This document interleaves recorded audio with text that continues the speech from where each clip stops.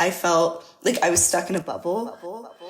Like, what exactly is my purpose? What do I want to accomplish? And I think through a lot of reflection, I realized that my passion really lied in nonprofit work. And I think that was what drew me to Project Advance Austin. So we'll start with some introductions, Tanya. I'll give a little preview to the episode, and then I'll give us our first question, which is something around, like, how'd you get here? Okay, cool. Jen, today we got a chance to talk to a really interesting and smart and capable student, Tanya Ratnani, a student in the McCombs Business School. And I think she tells us a story about how universities can help equip students to become effective partners with their communities. One of the things that really struck me about her story is the emphasis on gathering perspectives and her leaning into learning from others and hearing other perspectives outside her discipline that really motivated and made the team that worked on this project really effective. And I thought it's such a great story. So I think we're in for a treat. Great impact. From the University of Texas at Austin, this is The Other Side of Campus. All right.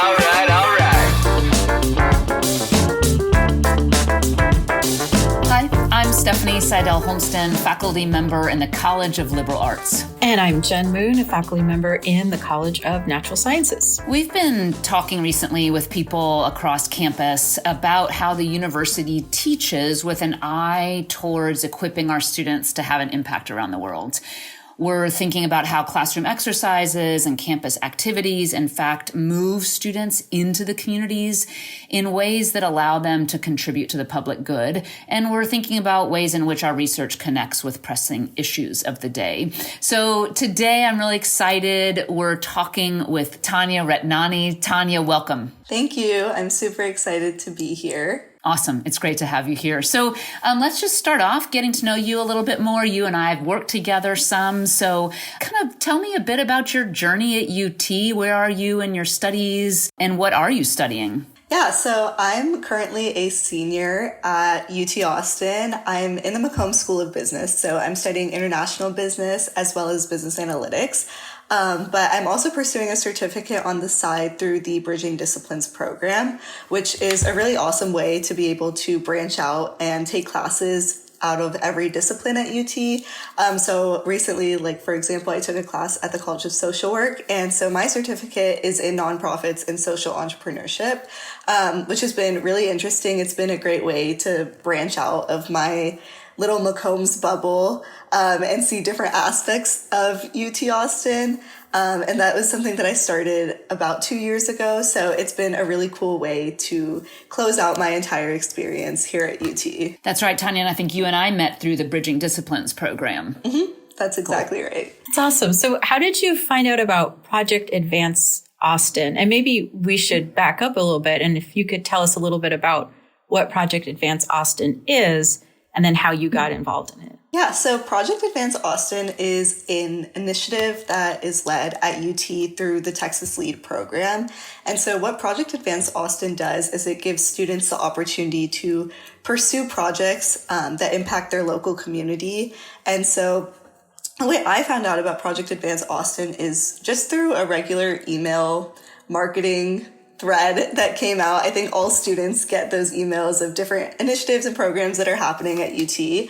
And so it was my freshman summer, and I remember getting that email. And the whole reason I was attracted to it in the first place is because I wanted to pursue consulting.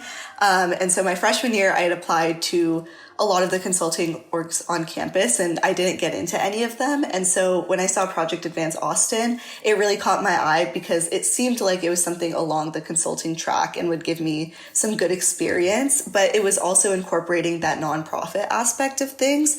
And so I thought that was something really unique that the consulting orgs on campus don't offer, but would still hone my interest and my experiences. And so that's really the reason why I ended up applying, and it ended up being a fantastic experience. I went through it the first year, and then the second year I ended up applying again, but as a team manager. And so I got to actually lead a project my second year, which was also very exciting. And just overall, it was a fantastic experience. And I'm really glad that I had actually read that email and ended up applying applying to the program. That's amazing. That's amazing. So you ended up then 2 years with Project Advance Austin. Maybe tell us about what you did each year and sort of what changed between the 2 years. Yeah, so my first year with Project Advance Austin, I worked on a more local project.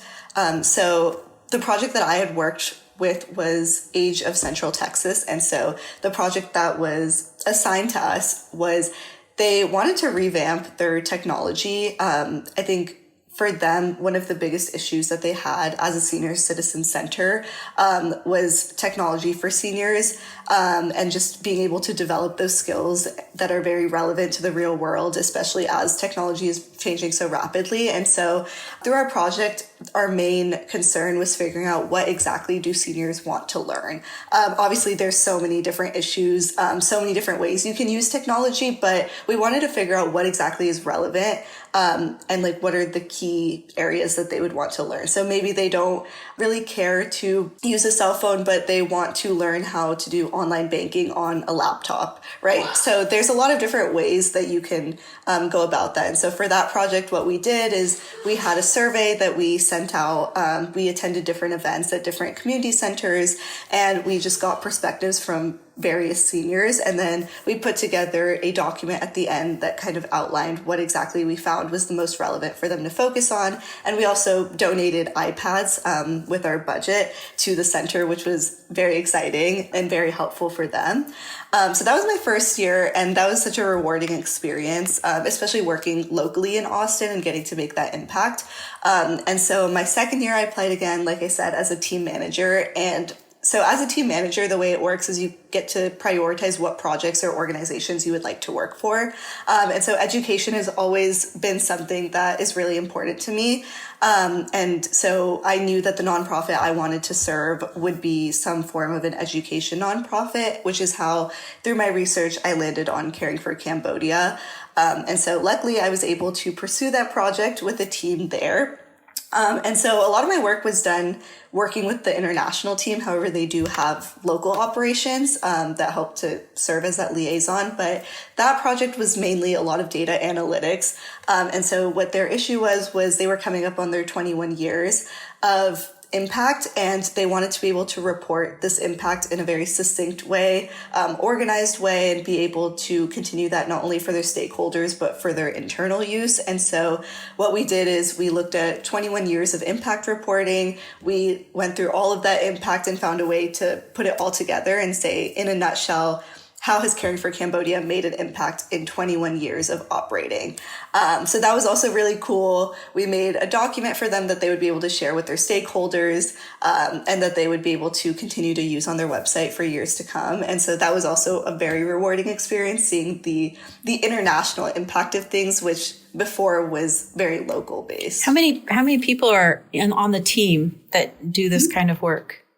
Yeah, typically it's 4 to 5. My first year, it ended up being 3 just because I think there were some logistical issues. So there was only 3 of us my first year. But when I was team manager, I had 4 people on my team. So it was 5 of us total. And tell us a bit about the work of Caring for Cambodia. What do they do? Yeah, so Caring for Cambodia is a really cool organization that works all across Cambodia, and they're very focused on education, especially for younger kids. So they do it through a lot of different ways. One of the biggest ways that they do it through is building schools. So they will build public schools for children K through 12, which is a very awesome thing that they do. Another thing is through these school programs, they will implement things like health and safety workshops. So, for example, a huge thing that is very important to learn that I thought was really interesting because I feel like we all take it for granted is like vaccines or how to take care of yourself, like when you're feeling ill, which is something that isn't very commonly taught in Cambodia or in a lot of like less developed countries. And so those are workshops that they will offer for students. They also have like fine art classes. So they do sports and art, music, things like that. And then another really awesome thing that they offer is they offer meals for all of their students, which I think was very inspirational. So they always offer breakfast and lunch for free to all of their students. They have like clean water and things like that. So I think that was really interesting. And I think another aspect that I think is very unique to Caring for Cambodia is their emphasis on teachers. And so we actually got the opportunity to speak with the CEO, which was such an awesome conversation. But she explained to us that through the history of Cambodia, one of the professions that was hurt the most was teachers. And so a lot of teachers and local teachers were very scared to go back to work or to work as a teacher in these schools just because of the way that the government is so corrupt. And so I thought that was really interesting that Caring for Cambodia really hones in on local teachers. They don't have teachers that fly in from America to teach in Cambodian schools. They cultivate all of their teachers locally, and they make sure that they provide those protections. They have a very strong relationship with the government. And so it's really cool how they're kind of changing the world of education in Cambodia and giving those students the opportunity, whether they want to go abroad or they want to stay in Cambodia, at least they get the opportunity to graduate with a high school degree in a safe manner and in a way that cares for them, not just for their education, but for them as an entire child. That's wonderful. Do they also have outreach for parent education and things like this? Does it expand into the family? I think that is something that they're growing. I don't think it's like a huge aspect of it, but it is growing, especially after COVID, with the way that COVID changed learning to be very online and at home. I think that was when they really stepped up on being able to have these resources offered to parents to be able to do that at home. So I think while that's a very small area, it is something that has grown in recent years with the way that learning has changed so much.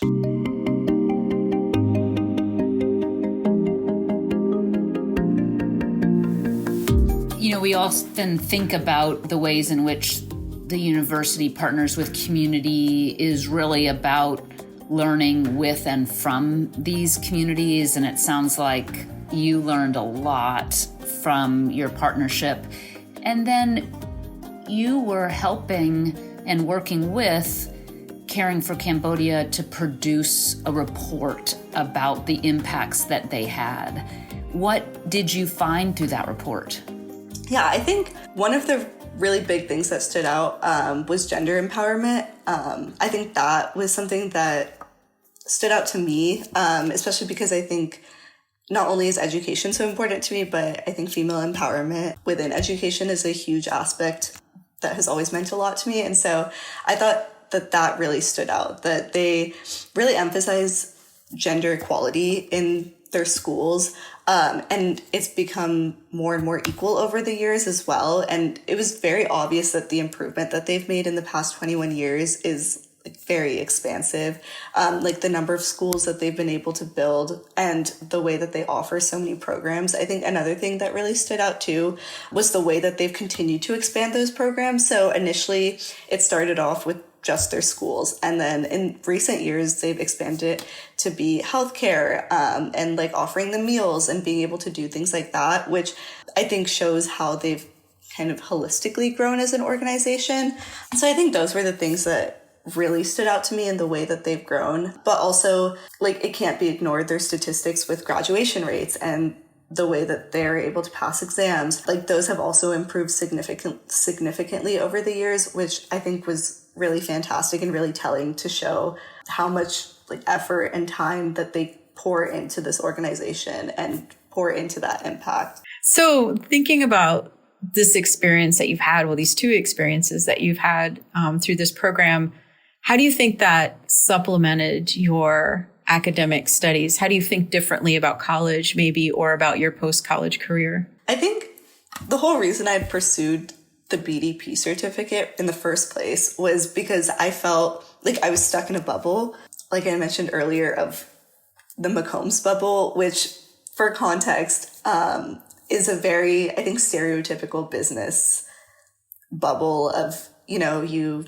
get your BBA and then you pursue a career either in investment banking or consulting, and then you go back to school after 2-3 years, get your MBA at a top school, and then pursue some sort of C-suite and just continue in that cycle. And I feel like getting stuck in that and always being surrounded by the same ideas all the time, it made me really question, like, I guess what my purpose was, especially being at a school like UT Austin that offers so many amazing programs and I think is also very involved. We're lucky to be in the capital of Texas, very involved in public sector work. I think just being stuck in that bubble made me really question, like, what exactly is my purpose? What do I want to accomplish? And I think through a lot of reflection, I realized that my passion really lied in nonprofit work and public sector work and volunteering. And so I think that was what drew me to BDP, and that was what drew me to Project Advance Austin. And so thinking about how it's played out in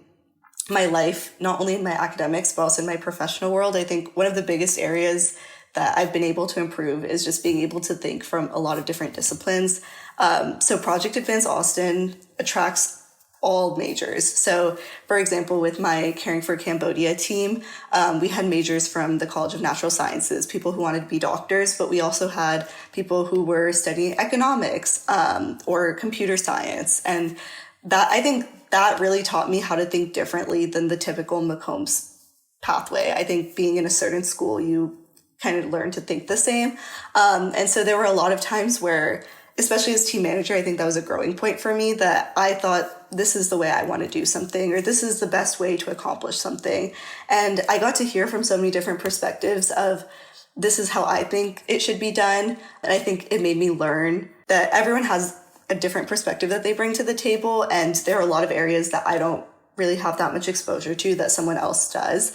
And so I think that was one thing that really helped to get the interdisciplinary perspective, which I think is so beneficial. And I think another aspect of things is just real world experience. Of course, like in a lot of McCombs classes, we do projects that are, you know, like either consulting based or projects that you do like research on a real company. But those I don't think really touch the community the same way that projects like these do, where you're truly working with these people outside of the university as a whole, but they're truly doing the work in the community day in and day out. And you get to learn from them and see their perspective and be able to impact them and benefit them in a way that I don't think any class can give you that experience. And I think that was so beneficial.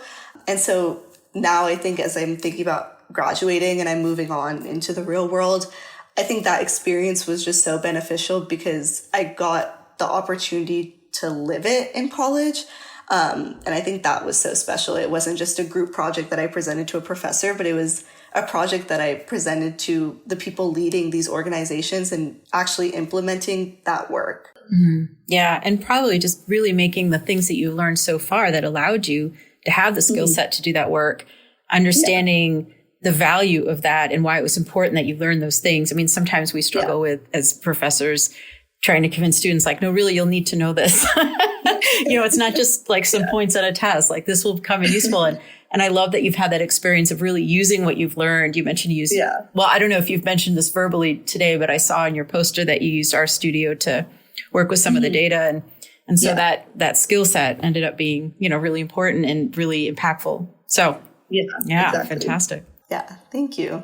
Yeah. Tanya, Jen and I are looking at your poster, and it is amazing to think that you applied these classroom skills to something real and something practical. And the end result of your teamwork with an interdisciplinary set of students is a report that demonstrates the impact that Caring for Cambodia had. And then Caring for Cambodia can use this data to continue to develop their programs, to solicit more support, to grow the work that's having positive change.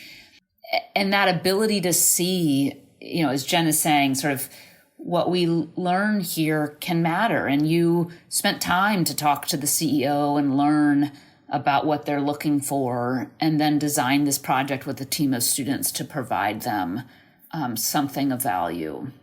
Yeah, exactly. Yeah, I think that was like so amazing. I think that's the beauty of college, and especially at UT Austin, is there's so many opportunities to like take what you're learning in the classroom and see how that applies in the real world. And I think, of course, there are a lot of times that we can feel as students that this just doesn't matter and it's just busy work. And sometimes, maybe you'll never use it ever again in your life. But I think there are a lot of foundational skills that UT really emphasizes that I found myself using in my internships and these projects and just in my day-to-day life. I think one of the biggest aspects is working in teams. Like, I think group work is so important. And as a student, like, I feel like it's so frustrating sometimes, but it's taught me so many valuable lessons about how to work in the real world. And like these like skills, like the computer skills and like how to write a paper and how to communicate these things and get the point across, I think is so important. And I think UT does a great job of really emphasizing that. And I think Project Advance Austin really highlighted how those two things come together really well. That's fantastic. Fantastic, Tanya. So what is next for you? What's on the horizon? So I feel like this is like so contrary to what I just said, but I am graduating this May, which is super exciting. And in the fall, I'm going to be doing strategy consulting at McKinsey, which is also very, very exciting. I had my internship last summer and like beyond excited to go back.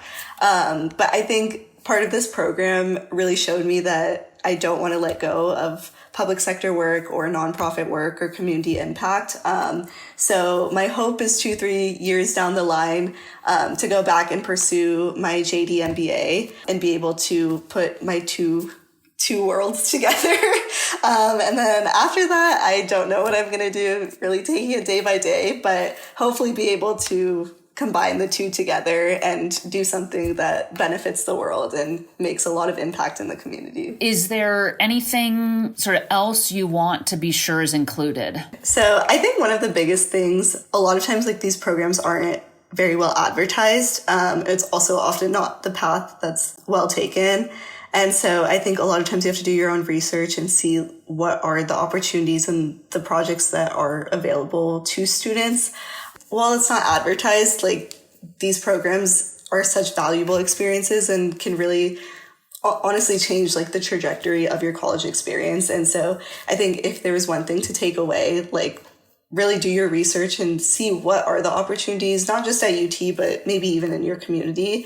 Because a lot of times we see like all these big orgs and things that everyone's joining and we think this is what I have to do to be successful or this is what I have to do to get an internship. And that's not true. It's just what everyone thinks and what everyone sees. But really taking that time to see what are the other things available. What do I really want to do? What do I want to accomplish with my 4 years at UT or my 4 years in college or whatever it may be? And then finding those resources. And if those resources don't exist, then you can make them. There's so many amazing faculty. You know, of course, we have like 2 amazing faculty sitting here today as well. And like they're there to help you and make that dream a reality. And so I think if I were to say anything in addition to what you guys asked me, it would be to like not be afraid to make your own UT or make your own experience. I love that idea. And Tanya, as you were saying that, at first I thought, you know, one thing we really learn when we partner with our community is we learn about our community and we learn about ourselves.